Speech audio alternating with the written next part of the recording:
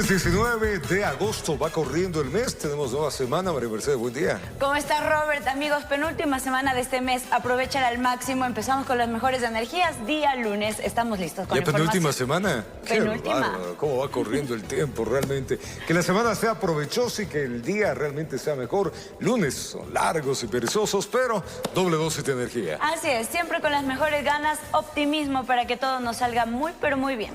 La Fiscalía General del Estado allanó las oficinas y domicilios de dos juezas de la Corte Nacional de Justicia. Así es, ellas coincidieron en el habeas corpus a favor del expresidente de la Judicatura, Wilman Terán. Este operativo, denominado Comfortable, ha generado múltiples críticas por parte de diversos sectores de la justicia. Estos han cuestionado su legalidad. Veamos. El habeas corpus que permitió al expresidente del Consejo de la Judicatura, Wilman Terán, ser trasladado desde La Roca hacia la cárcel 4 de Quito, generó un histórico remesón en la Corte Nacional de Justicia. Esto luego de que Fiscalía, tras una denuncia anónima reportada a la línea 1800 delito, inició un proceso legal en contra de las juezas ponentes de este caso en Matapia y Caterín Muñoz, cuyas oficinas y domicilios fueron allanados por el presunto delito de cohecho. A través de un comunicado, Fiscalía justificó su trabajo e indicó que para los allanamientos tuvo la autorización del juez de la Corte Nacional, Pablo Loaiza, quien consideró necesario y pertinente investigar a fondo los indicios levantados contra las magistradas. Es importante señalar que la técnica de investigación de los allanamientos ha posibilitado la obtención y preservación de información, a más de impedir su destrucción, que posteriormente ha aterrizado en casos sólidos que permiten combatir el evidente estado de descomposición institucional provocado por grandes redes de corrupción. La jueza investigada en este caso en Matapia defendió la legalidad de su sentencia. Aseguró que el SNAI y el Ministerio de Salud no actuaron de manera diligente en el proceso de habeas corpus y que los allanamientos en su contra son un mecanismo de amedrentamiento ante sentencias que no serían del agrado de Fiscalía. Varios sectores de la academia y la justicia cuestionaron la forma en la que Fiscalía ha llevado este caso, pues indican la falta de elementos probatorios estaría poniendo en riesgo la independencia judicial. Creo que ese mal manejo de información, la selectividad con la que Fiscalía quiere que conozcamos algunos elementos, perjudica también la opinión que podamos tener frente a sus actuaciones. Es que Fiscalía contaba con indicios importantes respecto de actos de corrupción, entonces Fiscalía también tenía que haber solicitado la detención de estas juezas, ¿no es cierto? Salvo que en el allanamiento se haya encontrado alguna evidencia contundente de que las juezas actuaron en base a corrupción. Así que hay que estar muy atentos. Si es que eso sucedió, bueno, pues esas juezas tendrán que ser investigadas y sancionadas. El presidente de la Corte de Justicia, José Swing, también se pronunció e hizo un llamado a la independencia judicial, al respeto irrestricto del debido proceso y la observancia de la presunción de inocencia. Informó Álvaro Terán. La defensa de los 37 acusados en el caso Metástasis insiste en la nulidad del proceso, mientras Fiscalía defiende lo actuado dentro de la investigación. El juez de la causa informará en el mes de septiembre la validez o no de este proceso. En el segundo día de audiencia evaluatoria y preparatoria de juicio del caso Metástasis, las defensas de los procesados insistieron en que en este proceso han existido vicios, por lo que han solicitado al juez Manuel Cabrera la nulidad del mismo. En esta jornada intervinieron las defensas técnicas de 17 procesados, ya que en la jornada anterior cumplieron 20 abogados con esta acción. Violaciones al derecho a la defensa, falta de documentación entregada por Fiscalía, extracción de información de aparatos tecnológicos sin contar con autorización, fueron parte de los alegatos presentados con los que se busca la anulación de esta causa, que investiga el delito de delincuencia organizada en la que han sido involucrados ex jueces, ex fiscales, abogados en libre ejercicio, quienes se habrían beneficiado económicamente a cambio de otorgar medidas favorables al narcotraficante Leandro Norero y su círculo. En la jornada de este 16 de agosto actuaron las defensas del ex asambleísta Ronnie Aleaga, de Claudia Garzón, ex comisionada por la paz en las cárceles de Ecuador, de Cristian Romero, ex abogado de Norero, entre otros.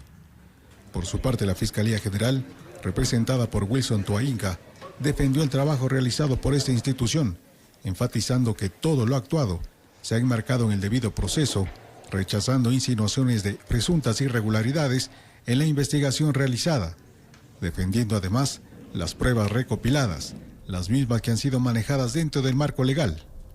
Tras varias horas de desarrollar esta diligencia judicial, el juez Manuel Cabrera suspendió la audiencia e indicó que debido a la agenda de la Corte Nacional de Justicia y las audiencias ya programadas, la misma será reinstalada en la primera semana de septiembre. En esta etapa se busca declarar la validez del proceso. De ser así, la Fiscalía tendrá que presentar su acusación formal contra los 37 procesados. Informó Miguel Ángel Bedoya. Y ahora les contamos que el concurso para designar jueces de la Corte Nacional de Justicia está en pausa. El Pleno del Consejo de la Judicatura adoptó esta resolución mientras se realiza una auditoría al proceso realizado por la empresa Métricas Web que realizó las pruebas de confianza. Además, se detectaron errores en las recalificaciones de la prueba teórica.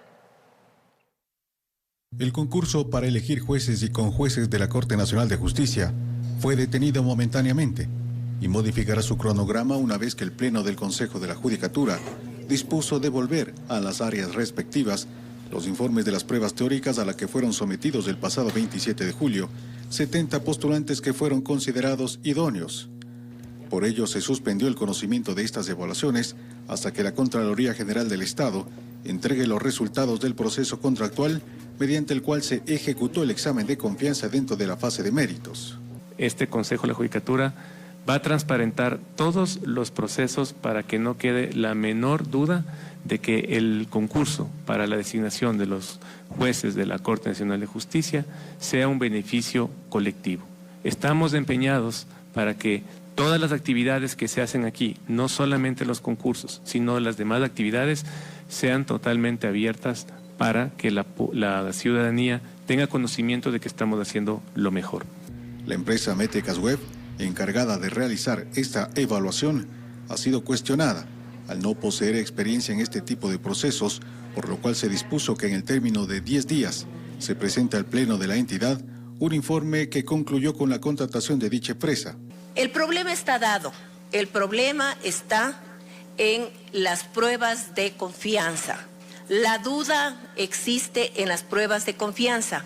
De haber algún error, simplemente lo que se hará es rehacer el procedimiento que estuvo errado. Adicionalmente, la Judicatura anunció que se revisará la recalificación de la prueba teórica, que fue solicitada por 59 postulantes, ya que por posibles errores de tipeo, existirían cambios que modificarían las puntuaciones de dichos postulantes. Uno, sobre los asuntos de error que pudieron haber sobre tipeo en el sistema de las decisiones que ellos tomaron luego de la deliberación técnica, y otro sobre los razonamientos de carácter jurídico y doctrinario que hicieron para hacer la recalificación. Con estos antecedentes, el cronograma del concurso sufrirá modificaciones una vez que la Contraloría General del Estado notifique los resultados de la auditoría, que ya está en proceso. Informó Miguel Ángel Bedoya.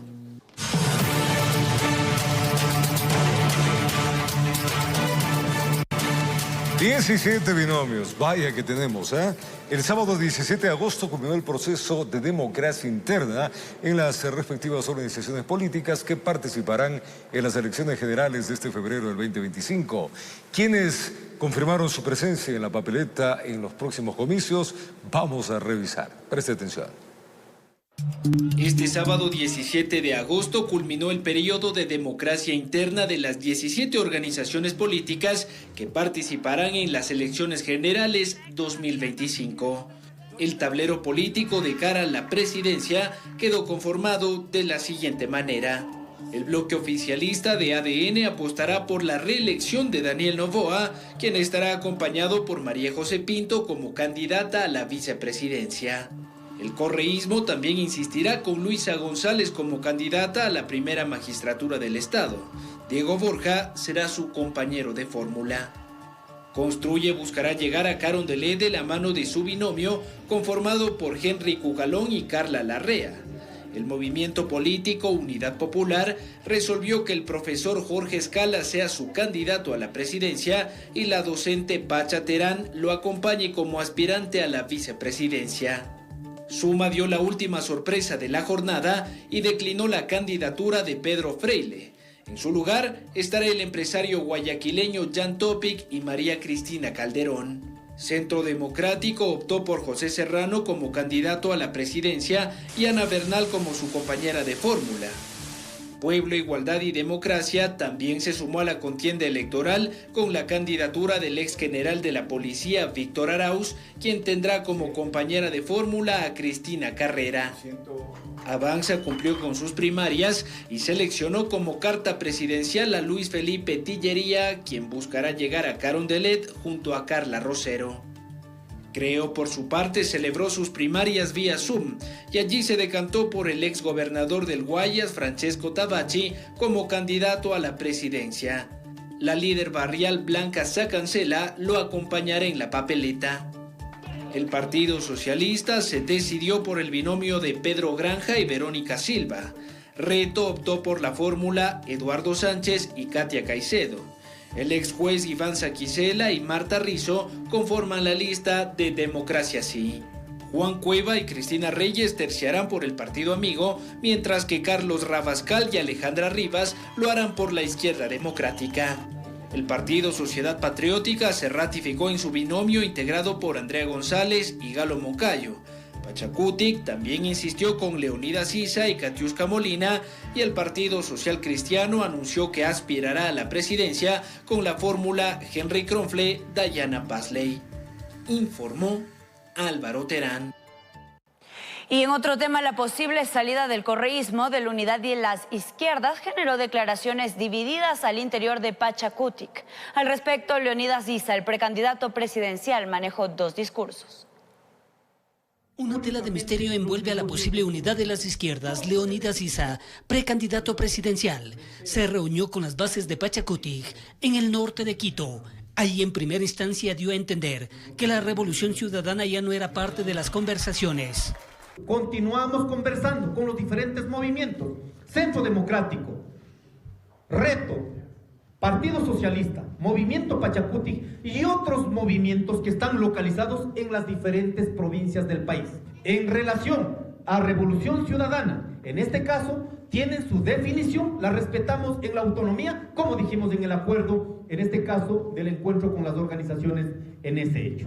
Pero al insistírsele con la pregunta sobre el correísmo, dijo lo contrario, respaldado en supuestas especulaciones de algunos medios de comunicación. Los compañeros que están en la mesa nos han comunicado que hay un programa de gobierno, los que han identificado, en este caso de izquierda, lo siguen discutiendo, donde incluye Revolución Ciudadana, Partido Socialista, Centro Democrático, Reto, Movimiento Pachacutic y otras organizaciones sociales. En consecuencia, nosotros no vamos a caer en la trampa de la derecha fascistizada en el Ecuador, que quieren dividido el Ecuador para garantizar únicamente para sus intereses. Más al norte, un hotel de la capital, en la mesa técnica, estaba Andrés Arauz, es decir, el correísmo continúa en los diálogos. Se ha estado trabajando bastantes temas, como por ejemplo el tema de la inseguridad, el tema económico y muchos temas más. Ya una vez que nosotros terminemos este trabajo y de manera conjunta se podrá estar dando a conocer.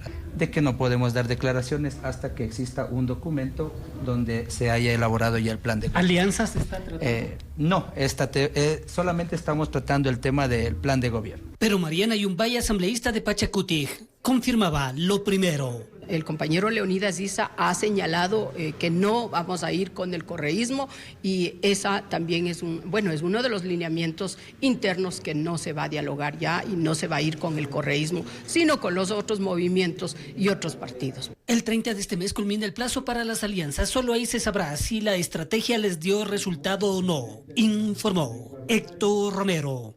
Y con el proceso electoral en auge, el presidente de la República, Daniel Noboa, resolvió cambiar a varios integrantes de su gabinete. Arturo Félix Won dejará la Secretaría General de la Administración Pública y se va a hacer cargo del Ministerio de Gobierno. Le contamos. En pleno proceso electoral y con una enemistad manifiesta entre la Asamblea y el Ejecutivo, el presidente Daniel Noboa decidió realizar algunos ajustes en su gabinete. La principal novedad tiene que ver con el Ministerio de Gobierno, entidad que ahora será dirigida por Arturo Félix Wong, quien dejó la Secretaría de la Administración Pública y reemplazará a Michel Sensi como operador político del primer mandatario. Noboa ordenó a Sensi regresar al Centro de Inteligencia Estratégica, despacho que ocupó meses atrás como encargado. La Secretaría General de la Administración Pública ahora será regentada por Cynthia Helibert, quien se encontraba a cargo del proceso de liquidación de la empresa coordinadora de empresas públicas, EMCO. El gobierno nacional, a través de un comunicado, justificó los cambios en el gabinete e indicó que buscan resolver las principales necesidades de los ecuatorianos en el marco de una gestión basada en la integridad pública y la lucha contra la corrupción. Informó Álvaro Terán. Y en la última semana, 3 asambleístas de la bancada oficialista de ADN abandonaron este bloque político por diferencias personales irreconciliables con sus máximos líderes. ¿De quiénes se trata y con qué partido podrían tener acercamientos? Enseguida le contamos.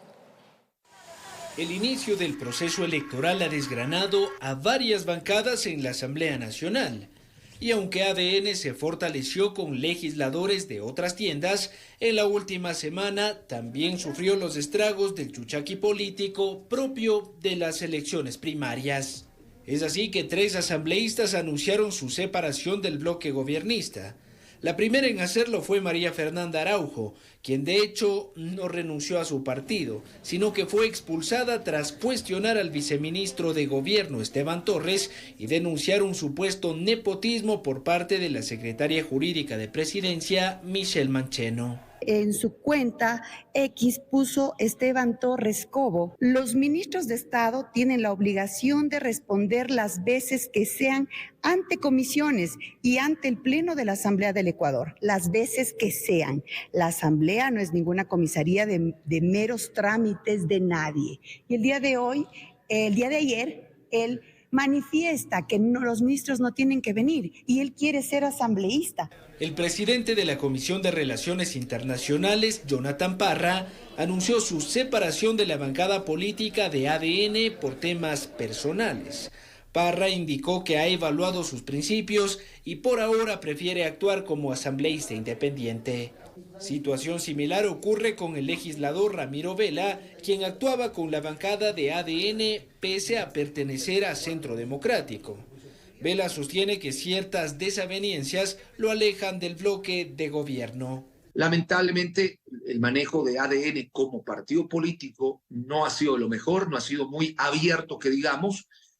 Conmigo conversaron, sí, al final terminaron proponiéndome que yo vaya a la reelección con ADN, pero yo ya había tenido otras opciones y yo había aceptado tener otra visión.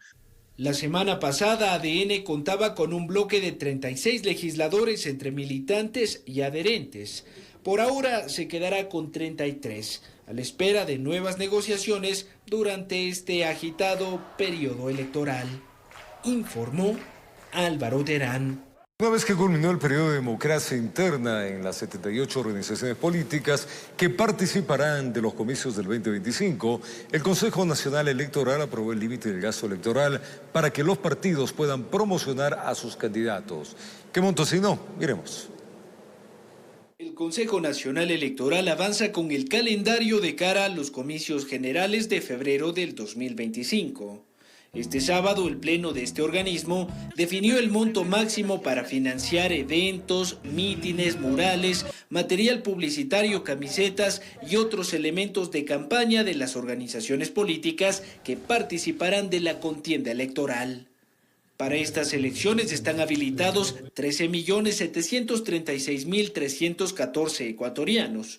Y sobre la base de este número se delimitaron los recursos destinados para la promoción política, exceptuando la contratación de publicidad en medios de comunicación. Ningún sujeto político que intervenga en el proceso electoral podrá exceder los límites máximos del gasto electoral para las diversas dignidades conforme lo establece el artículo 209 del Código de la Democracia.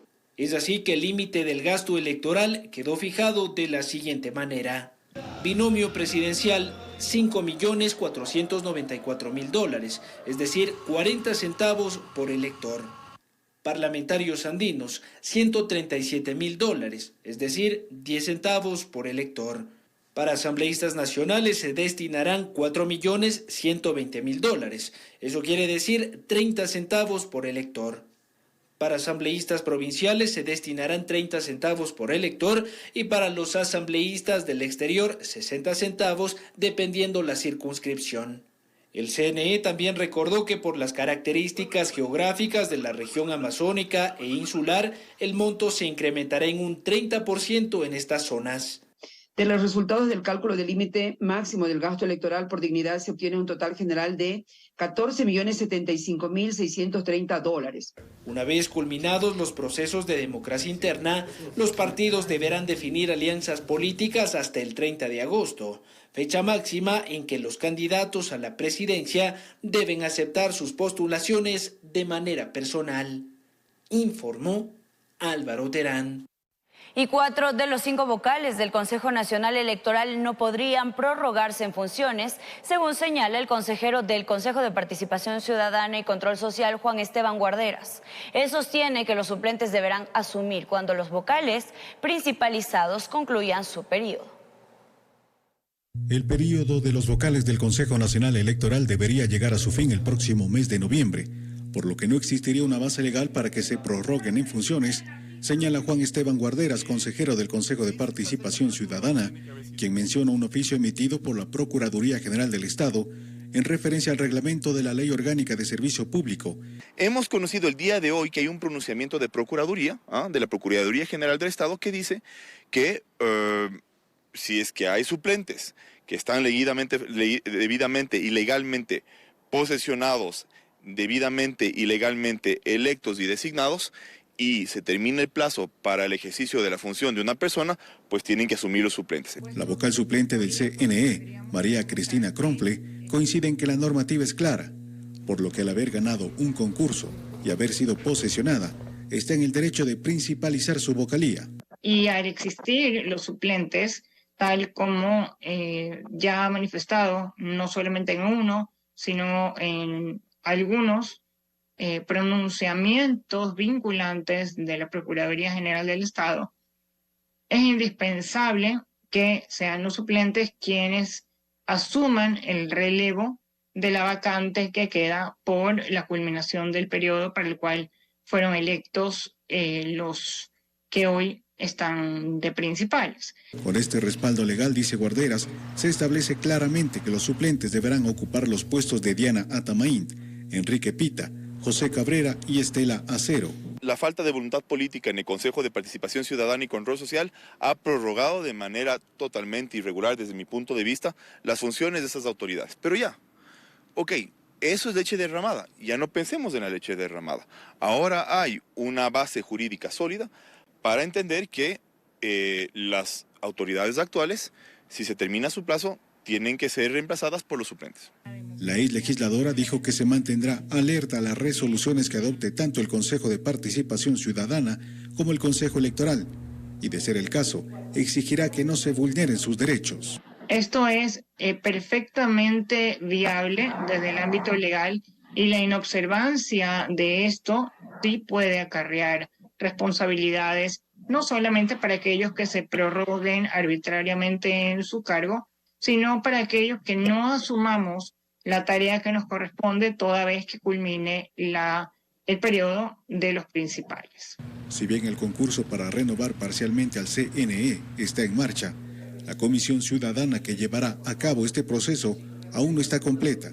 Resta que se incluya a los delegados de las distintas funciones del Estado. Informó Miguel Ángel Bedoya. De venezolanos participaron de una marcha en Quito para rechazar las elecciones que aseguran fueron fraudulentas en su país, mismas que permitieron a Nicolás Maduro obtener su reelección como el presidente.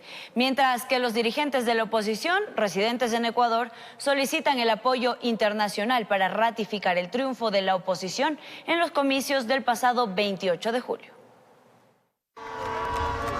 Han pasado 3 semanas desde las elecciones presidenciales en Venezuela. Y las protestas por el cuestionado triunfo de Nicolás Maduro continúan. Y continúan en todo el mundo.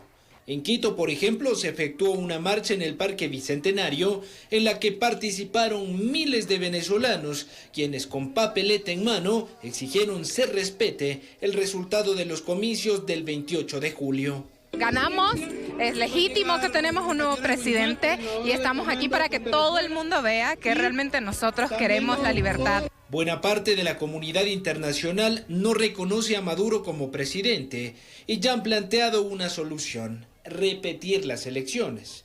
Sin embargo, esta propuesta no logra convencer a millones de venezolanos, quienes denuncian un descarado fraude en su país. No se pueden repetir elecciones porque, por ejemplo, los 25 jóvenes que asesinaron recientemente no van a poder ejercer su derecho al voto. Y además no se pueden repetir elecciones hasta que el dictador quiera, para ver si gana un proceso electoral. Y no solo venezolanos protestaron en Quito. Juan es ecuatoriano y con la camiseta de la tricolor se sumó a las movilizaciones en contra del régimen chavista. Yo viví en Venezuela 14 años. Venezuela siempre recibió a mucha gente, muchos migraron hacia Venezuela. Mi familia fue una de ellas. No puedo hacer nada más que venir acá y en agradecimiento, ¿no? No queda nada más que hacer que esperar que alguien, algún país, alguien presione a nivel político y salga Maduro. Con lágrimas en los ojos al cantar su himno, esta comunidad migrante anhela volver a casa, pero para ello, indican, será necesario recuperar la libertad. Lo que pedimos es libertad para nuestra Venezuela, para que mis hijos vuelvan, ella que no conoce, conocer a Venezuela. Los líderes de la oposición venezolana residentes en Ecuador denuncian continuas amenazas y persecución política en su contra por participar de estas jornadas de movilizaciones. Informó Álvaro Terán. Y el gobierno nacional continúa con el plan de intervención integral en diversos planteles educativos del Cantón Durán. El fin de semana, una escuela fiscal fue visitada por las autoridades, dando paso a un cambio importante para esta comunidad. En esta ocasión, la visita se concentró en la escuela Guillermo Davis Piñeres en el Cantón Durán. Es parte de las 13 instituciones priorizadas por el gobierno nacional. La mañana de este sábado recibió a los funcionarios junto a padres de familia, quienes acudieron para participar de esta minga, que mediante unos retoques le devolvió el brillo que siempre caracterizó a esta casa del conocimiento. En ese sentido, esta institución educativa es la quinta que ya estamos interviniendo. Toda institución tiene necesidades distintas. Esta en particular, pues efectivamente necesitaba un tema de pintura interior-exterior, la habilitación, por ejemplo, de un huerto y otras actividades que estamos trabajando en el eje preventivo. Dentro de este plan de intervención integral, también es importante destacar la participación del Servicio Nacional de Atención Integral a Personas Adultas Privadas de la Libertad y Adolescentes Infractores, SNAI, ya que en esta jornada los encargados de pintar las paredes de la institución fueron 35 ciudadanos quienes, en su momento, mantuvieron problemas con la ley. Sin embargo, enfrentaron una sentencia y después de cumplir con el 60% de esa condena, hoy se encuentran en una etapa de reintegrarse a la sociedad cumpliendo con tareas comunitarias. Es una disposición judicial en la que ellos tienen que cumplir con una actividad comunitaria o labor comunitaria, y más aún con esta oportunidad que está dando el gobierno de poder participar las personas en régimen con la mano de obra. Es una oportunidad para ellos para mostrar no solamente la capacidad del tipo de trabajo. Por ejemplo, tenemos afuera unos maestros que están realizando murales con un arte precioso, sino que también se los motiva a decir, miren, ustedes pueden seguir aportando a la sociedad de esta manera, así que juntos construimos una mejor sociedad. El objetivo de este plan de intervención es continuar ingresando hacia otros planteles del Cantón Durán para brindar mejores espacios educativos para los niños y niñas de esa localidad. Entonces aquí, mientras más manos seamos, más podemos ayudar, y el beneficiado es el ciudadano durandeño y los niños y los jóvenes de aquí, de este cantón. Informó José Morales. 2 adultos y 2 menores de edad se enfrentaron a bala contra los miembros de la Policía Nacional cuando pretendían secuestrar a una mujer en el sur de Guayaquil. se encontraban patrullando las calles cuando observaron el paso de este auto azul por las vías de las Malvinas en el sur de Guayaquil. Notaron que en su interior iban 4 personas y su actitud sospechosa llamó la atención de los uniformados, dando paso a una persecución. Los individuos que se encontraban dentro del vehículo realizan varios disparos en contra del personal policial, logrando interceptarlos y neutralizarlos a varios minutos del lugar. Gracias a la oportuna intervención policial se logró neutralizar a los 4 sospechosos y al revisar el vehículo se encontraron con la novedad de que llevaban secuestrada a una dama. En el vehículo se encontraban 4 personas, 2 menores de edad y 2 mayores de edad, y asimismo a la víctima, lo que se procedió a rescatarla a la misma, y a los individuos se les procedió a poner a órdenes de la autoridad competente. Según la información policial, la fémina ya fue secuestrada hace unas semanas y le exigían el pago de $10,000. Detallaron que en aquella ocasión también fue rescatada por parte de los agentes, pero la ciudadana se negó a realizar la denuncia respectiva y los implicados salieron en libertad. Sin embargo, para este fin de semana, pretendieron un nuevo intento por secuestrarla.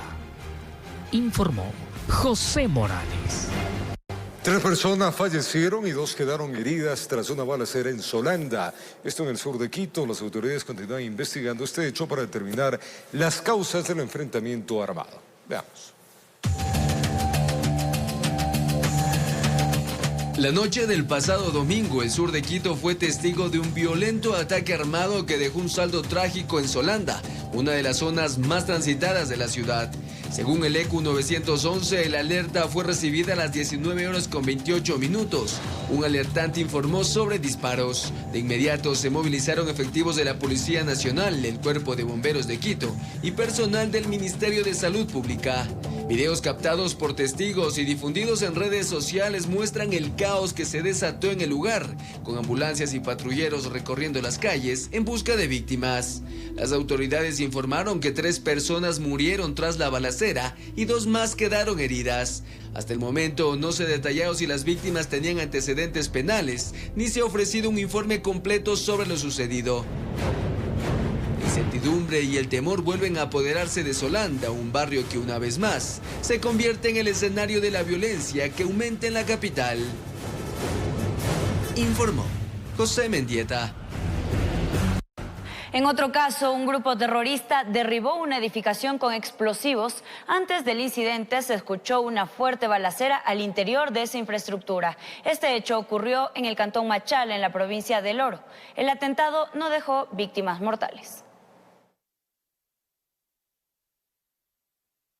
La incursión de un grupo armado se registró cerca de las 4 de la mañana de este domingo 18 de agosto. Según los habitantes del barrio Amazonas 1, ubicado en la parroquia Puerto Bolívar, en principio hubo una balacera que duró unos 5 minutos y tras eso vino una fuerte explosión y la quema de una embarcación. Con la luz del día, el personal de la Brigada de Infantería Jambelí llegó hasta el sitio para prestar auxilio. Allí se constató la magnitud de los daños. La vivienda de 2 pisos que funcionaba como muelle había sido derribada en su totalidad. Hasta el sitio llegó el personal especializado de la Policía Nacional, quien buscó indicios y halló explosivos, pudiendo realizar una detonación controlada.